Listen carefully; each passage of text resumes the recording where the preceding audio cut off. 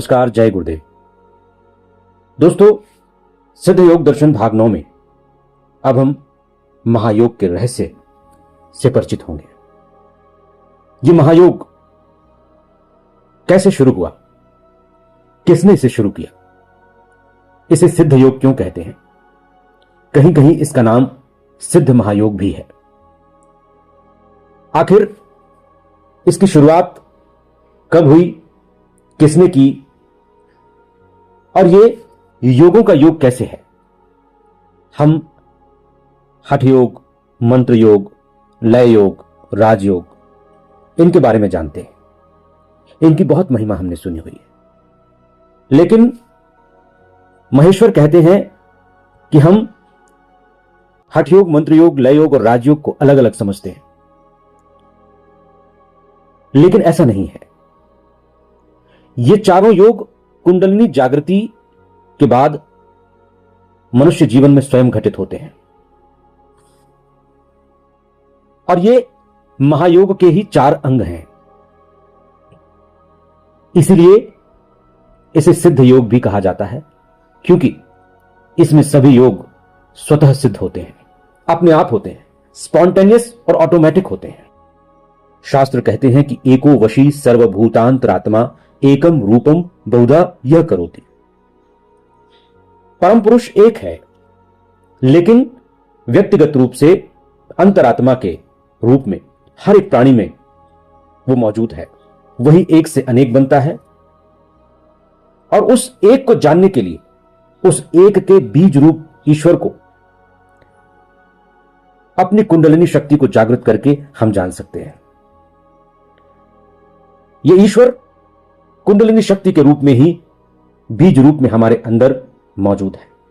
इस बीज को अंकुरित करके, जागृत करके हम सर्वज्ञता को प्रत्यक्ष कर सकते हैं, और यही इस महायोग का उद्देश्य है। ईश्वर की यह ज्ञानमयी शक्ति कुंडलिनी रूप में, सुप्त अवस्था में, बीज रूप में प्रत्येक के अंदर मौजूद होती है, लेकिन यह संवाद नहीं करती।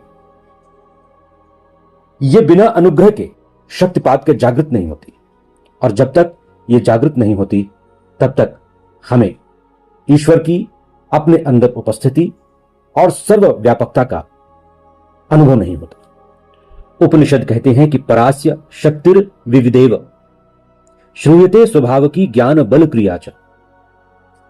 परमात्मा की यह पराशक्ति अनेक नामों से जानी जाती है, सुनी जाती है, कही जाती है। यह शक्ति ज्ञान, बल और क्रिया तीनों से युक्त होती है, यानी यह ज्ञानमयी भी होती है, बलवती भी होती है और क्रियावती भी होती है। जब तक यह जागृत नहीं होती तब तक ना तो इसका ज्ञान प्रकाशित होता, ना ही बल, ना ही क्रिया। महेश्वर कहते हैं कि जब वो शक्ति जागृत हो जाती है तो उसके माध्यम से तुम्हें ईश्वरीय ज्ञान, ईश्वरीय बल और ईश्वरीय क्रिया का पता चल जाता है। योग शिखोपनिषद में महेश्वर कहते हैं कि मंत्रो लयो हठो राजयोगोन्तर भूमिका क्रमात् एक एव चतुर्धान्यम महायोगो विधीयते। तुम मंत्र, लय, हठ और राजयोग को अलग अलग समझते हो, लेकिन जब महायोग तुम्हारे अंदर घटित होता है तो ये सारे योग तुम्हें स्वतः होंगे। मंत्र, लय, हठ और राजयोग तुम्हारी अंतर भूमिका में स्वतः प्रकाशित होंगे। यह महायोग कैसे उद्घाटित होगा? महेश्वर कहते हैं कि यह महायोग तुम्हारी इच्छा से, मुमुक्षा से, जन्म जन्मांतर की यात्रा के बाद जब तुम अपने स्वयं से, स्व से, हायर सेल्फ से परिचय करने के लिए विहल हो उठोगे, तुम्हारे अंदर से करुण पुकार जागेगी कि मुझे अपने आप को जानना है, ईश्वर को जानना है, स्वयं को जानना है। तब तुम्हें सच्चा सद्गुरु मिलेगा, और उस गुरु के अनुग्रह से तुम्हारे अंदर महायोग की शक्ति प्रज्वलित हो जाएगी। हम सोचते हैं कि हम ईश्वर से कैसे मिल सकेंगे। हमें यह भी लगता है कि ईश्वर से मिलना कितना कठिन है, कितना दुरूह है, कितना टफ है, कितने सारे रास्ते हैं, मार्ग हैं, मंत्र हैं, गुरु हैं, व्यवस्थाएं हैं, भेद हैं, कौन सा सही कौन सा गलत, कैसे निर्णय होगा।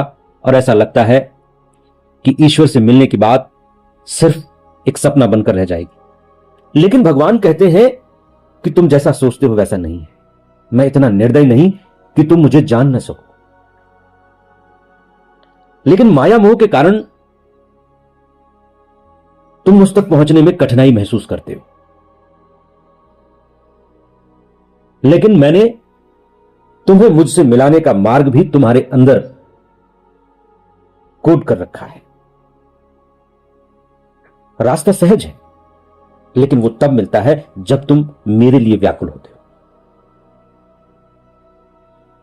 और उस कोड को डिकोड करने की शक्ति मैंने समर्थ सदगुरु में दे रखी है। लेकिन यह समर्थ सदगुरु मिलना ही सबसे कठिन होता है। एक समय बाद जब तुम्हारी भावना मुझसे जुड़ जाती है, तुम्हारी प्रार्थना, तुम्हारे रोम रोम की प्यास मुझसे मिलने को व्याकुल हो जाती है, तब तुम्हारे सामने समर्थ सदगुरु प्रकट हो जाता है। इस बीज को अंकुरित करने के लिए गुरु की बहुत आवश्यकता बताई गई।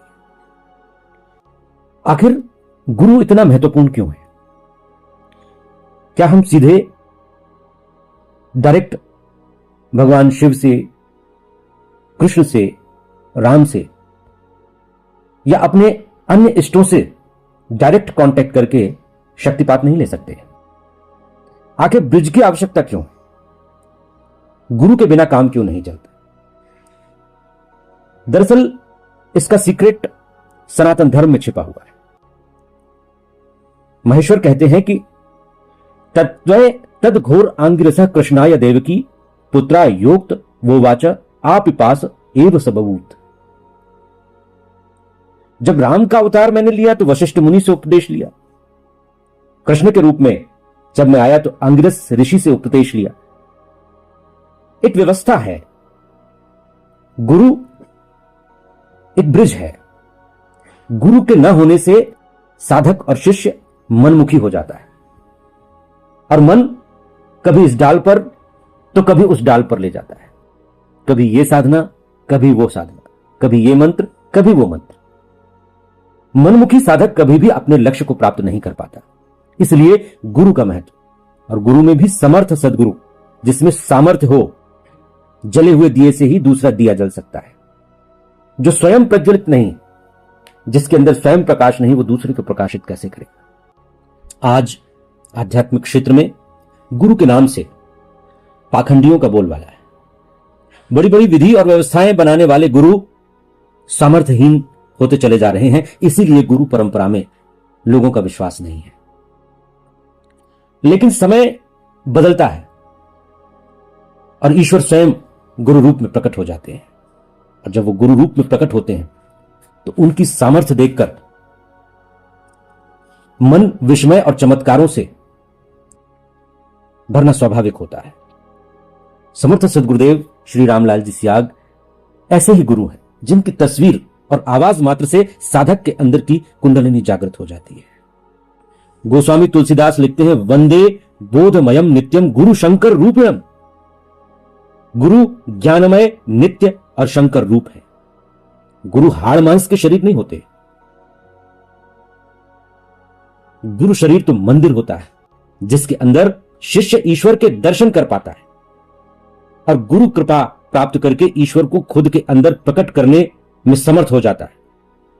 लेकिन कबीर जी कहते हैं कि जा का गुरु है आंधरा, चेला निपट निरंद, अंधे अंधा ठेलिया दो कूप परंत। अंधे गुरु और अंधे शिष्य को अंधकूप में गिरते हुए देखते हैं तो गुरु विरोधी विचार बना लेते हैं। लेकिन जिसको हम गुरु कह रहे हैं वो अंधा हो ही नहीं सकता। यह है कि अंधे व्यक्ति ने गुरु का चोला ओढ़ रखा है, इसलिए गुरु पद की गरिमा गिरी। लेकिन असली गुरु के बारे में कबीरदास जी कहते हैं, ये तन विष की बेलड़ी गुरु अमृत की खान, शीस दिए जो गुरु मिले तो भी सस्ता जान। मीरा जी ने कहा, पायो जी मैंने राम रतन धन पायो, वस्तु अमूलक दी मेरे सदगुरु, कृपा करी अपनायो। शिष्य जब गुरु की शरण में जाता है तो दिव्य अलौकिक शक्ति का जागरण होता है। कबीरा अठारा अगम की, सदगुरु दई लखाए, उलट ताई पढ़िए सदा, स्वामी संग लगाए। गुरु की महिमा कहीं नहीं जा सकती, शब्दों में पिरोई नहीं जा सकती, शब्द छोटे पड़ जाते हैं। समर्थ सदगुरुदेव श्री सियाग जी कहते थे कि आज का गुरु पूरे परिवार का स्वतः गुरु बन जाता है और यह संबंध आर्थिक शोषण पनपा रहा है। हमें गहराई से चिंतन की जरूरत है। शास्त्रों में गुरु पद की जो महिमा बताई है वो झूठी नहीं है। झूठे हैं वो लोग जो इस महिमा का दुरुपयोग करते हैं। ईश्वर से प्रत्यक्ष आदेश न मिलने के बाद भी गुरु पद धारण करते हैं। गुरुदेव कहते हैं कि यह कोई खरीदी जाने वाली वस्तु नहीं है। न यह पद किसी जाति विशेष में जन्म लेने से मिलता है, न कपड़े रंगकर स्वांग रचने से, न किसी शास्त्र के अध्ययन से। यह तो मन रंगने की बात है। ईश्वर करोड़ों सूर्यों से भी अधिक ऊर्जा का पुंज है। ऐसी परम सत्ता से जुड़ने के कारण गुरु पारस बन जाता है। जो मनुष्य इस पारस के संपर्क में आता है सोना बन जाता है। गुरुर् ब्रह्मा गुरुर् विष्णु गुरुर्देवो महेश्वर गुरुर् साक्षात पर ब्रह्म तस्मै श्री गुरुवे नमः। हर एक मनुष्य के अंदर जीव भाव है, लेकिन साथ साथ शुद्ध आत्म तत्व भी विराजमान है। गुरु तत्व है जो हर दौर में, हर समय में, हर काल में किसी न किसी रूप में सक्रिय रहा है, किसी न किसी देह के माध्यम से कार्य करता रहा। आज भी समर्थ सदगुरुदेव श्री सियाग जी के माध्यम से यह गुरु तत्व सर्वत्र प्रकाशित है, सूर्य की तरह हर एक के लिए सहज रूप से मौजूद है। योग दर्शन कहता है, सपूवे शामपि गुरु काले नान वच्छेदात। वो पूर्व गुरुओं का भी गुरु है, काल से भी उसका नाश नहीं होता। काल सबको खा जाता है, लेकिन गुरु का कार्य निरंतर अबाध गति से हमेशा चलता रहता है। ईश्वर तत्व के कारण ही गुरुत्व प्रकट होता है। ईश्वर तत्व, गुरु तत्व और आत्म तत्व एक ही है। ईश्वरो गुरु रात्मेति मूर्ति भेद विभागिने। ईश्वर, गुरु और आत्मा एक ही मूर्ति के तीन भेद हैं, एक ही तत्व से प्रकाशित हैं। गु का अर्थ है अज्ञान अंधकार और रू का अर्थ है ज्ञान लोक। जो ज्ञान दान करके अज्ञान का नाश कर दे वही गुरु कहलाता है। समर्थ सदगुरुदेव की कृपा से अंतर में महायोग प्रकट होता है। अतः परम प्रवक्ष्यामि योगम परम दुर्लभम। समर्थ सदगुरु की कृपा से यह परम दुर्लभ योग प्रकट होता है। ये नात्मानम प्रपश्यन्ति भानुमंत निवेश्वरम। और यह ऐसा योग है जिससे योगी लोग सूर्य के जैसे प्रकाश का दर्शन करते हैं, अपने आत्मस्वरूप यानी अंदर बैठे हुए ईश्वर को देखते हैं। और यह महायोग हमारे जन्म जन्मांतर के पाप और संस्कारों को जला देता है। और ऐसा ज्ञान प्रकट होता है जिससे मोक्ष की सिद्धि हो जाती है। इस योग साधना से जो ज्ञान उत्पन्न होता है वही मोक्ष की प्राप्ति में सहायक होता है। योगात् संजायते ज्ञानम ज्ञानाद्योगः प्रवर्तते योग ज्ञानाभियुक्तस्य प्रसीदति महेश्वरः। इसीलिए इस योग को सर्व योगोत्तमोत्तम कहा गया है, सर्व योगों में उत्तम कहा गया है। महेश्वर कहते हैं कि यत्र पश्यति चात्मानम नित्यानंदम निरंजनम मयैक्यम महायोगो भाषितः परमम स्वयं। ये महायोग मैंने स्वयं प्रकट किया है, इसका ज्ञान भी मैंने स्वयं दिया है। शास्त्र तो ये कहते हैं कि सहस्त्र शोथ बहुशो ये चेश्वर बहिष्कृतः नते पश्यन्ति मामेकम योगिनो यत मानसः। सहस्त्र प्रकार के योग बताए गए हैं, लेकिन उन योगों से तुम ईश्वर से नहीं मिल सकते। उनकी साधना करने वाले योगी मुझको नहीं देख सकते। केवल महायोग से ही तुम हमसे मिल सकोगे। नते पश्यन्ति मामेकम, उनसे मुझे नहीं देख पाएंगे, लेकिन महायोग से मुझसे मिला जा सकता है। एषः पाशुपतो योग पशुपाश विमुक्तये। ये जो पाशुपत महायोग है, ये हम सब के बंधनों को छुड़ाने के लिए। सर्व वेदांत सारोयम यत्याश्रम इति श्रुति ही। सर्व वेदांत सारोयम मतलब सभी वेदों का सार इस महायोग में समाहित है। एतत् परंतरम गुह्यम मत्सायुज्य प्रदायकम द्विजातीनाम तु कथित भक्तानाम ब्रह्मचारिणी। ये योग जो द्विज बन चुके हैं, गुरु के अनुग्रह से जिनके अंदर दूसरे जीवन का, ईश्वरीय जीवन का, अध्यात्म का प्रस्फुटन हो गया है, उनके लिए यह योग बताया गया है। महेश्वर ने इस योग का ज्ञान भगवान नारायण को दिया और नारायण को आदेश दिया कि इस महायोग का ज्ञान द्विजाति भक्तों को और सब शिष्यों को अवश्य देना। इसीलिए नारायण के कृष्ण स्वरूप के इस संजीवनी मंत्र से यह योग सुलभ हो जाता है। अयम नारायणो योसा वीश्वरो नात्र संशय। भगवान नारायण ने फिर सिद्ध योगियों को इस महायोग के प्रचार के लिए आशीर्वाद दिया। सिद्धनाथ योगियों को भगवान नारायण ने इस योग का प्रचार प्रसार करने का जिम्मा सौंपा, इसे अपने भक्तों तक पहुंचाने का जिम्मा सौंपा। लेकिन एक शर्त भी लगा दी कि इस योग का आश्रय वही ले सकेगा जो नारायण में और महेश्वर में, ब्रह्मा विष्णु महेश में एकता देखेगा, भेद नहीं देखेगा। जिसके अंदर यह भाव होगा कि नारायण अलग हैं, महेश्वर अलग हैं, मैं शिव की पूजा करता हूं, मैं नारायण की पूजा करता हूं, नारायण श्रेष्ठ हैं या शिव श्रेष्ठ हैं, तो उनके लिए यह योग फलदायी नहीं है। ये त्वेनम विष्णु मव्यक्तम मांच देवम महेश्वरम एक ही भावेन पश्यंती न तेषाम पुनरुद्धव। एक ही भावेन पश्यंती, जो नारायण को और महेश्वर को एक ही भाव से देखते हैं, भेद नहीं करते, उनके लिए यह महायोग कहा गया है। ज्ञातम भवद्भिर्मलम प्रसादात परमेश्वरः साक्षादेव महेशस्य ज्ञानम संसार नाशनम। संसार के कसाय कलमशों को, संस्कारों को, बंधनों को नाश करने वाला यह महायोग सभी के लिए कल्याणकारी है। यह परंपरा महेश्वर से शुरू हुई, नारायण के माध्यम से सिद्ध मुनि योगियों तक पहुंची। सनत कुमारो भगवान संवर्ताय महामुनि। सनत कुमार ने संवर्त महामुनि को इसका ज्ञान दिया। सनंदनोपि योगिंद्र पुलहाय महर्षि।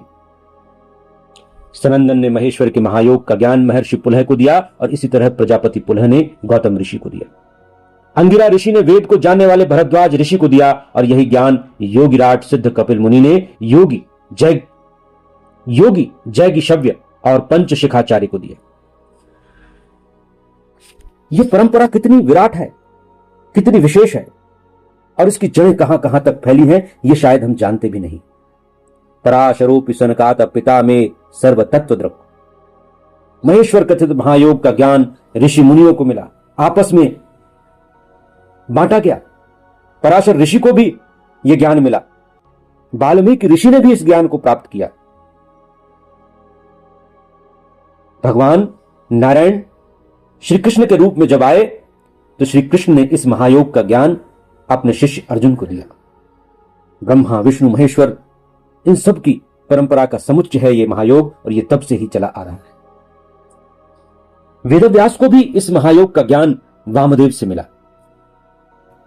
अब सवाल आता है कि ये दीक्षा की परंपरा गुरु सियाग के माध्यम से हम तक कैसे पहुंच रही है।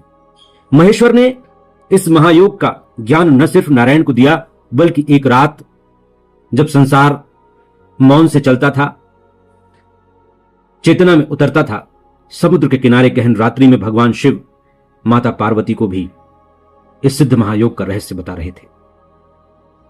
हे पार्वती, यह योग मंत्र अत्यंत गुप्त है, इसे सुनकर ही मोक्ष प्राप्त होता है। उस समय वहीं मौजूद एक मछली भी उस रहस्य को सुन रही थी मछली के पेट में एक बच्चा पल रहा था। शिव मुस्कुराए। बच्चा हां में हां मिला रहा था, क्योंकि उमा सो चुकी थी। जब सुन ही लिया है तो जाग भी जा, और उसी क्षण उस साधारण मछली के पेट में मौजूद वो बच्चा एक सिद्ध योगी बन जाता है। समय बदला, ज्ञान की धारा बहती रही। मछेंद्रनाथ के एक शिष्य थे गोरखनाथ। गोरखनाथ को गुरु ने आत्मा को पहचानने की, जगाने की चाबी दी। गोरखनाथ ने उस रहस्य को पहाड़ों से निकलकर जन जन तक पहुंचाया। फिर शुरू हुई एक अनंत यात्रा। गुरु से शिष्य, शिष्य से अगला साधक। नाम बदलते गए, शरीर बदलते गए, पर ऊर्जा वही रही। कई सिद्ध आए चले गए, और इसी प्रवाह में आगे चलकर गंगईनाथ जी तक यह दीक्षा पहुंची। और कहते हैं कि गंगईनाथ जी के रूप में स्वयं साक्षात महेश्वर फिर से इस महायोग की अलख जगाने आए, और गंगईनाथ जी ने अपनी सारी शक्तियां अपने शिष्य रामलाल सियाग को सौंपी और आदेश दिया कि इस सिद्ध महायोग, सिद्ध योग की अलख जन जन में जगाना है। मानव मात्र में सत्वगुण का उत्थान कराना है। और यह महायोग गुरु सियाग की तस्वीर और उनके द्वारा दिए जाने वाले संजीवनी मंत्र के माध्यम से आज एक ऐसा सरल और सहज प्रवाह बन गया है जो हम सबको अभिसिंचित कर रहा है। सिद्ध योग दर्शन भाग 9 में आज इतना ही। नमस्कार, जय गुरुदेव।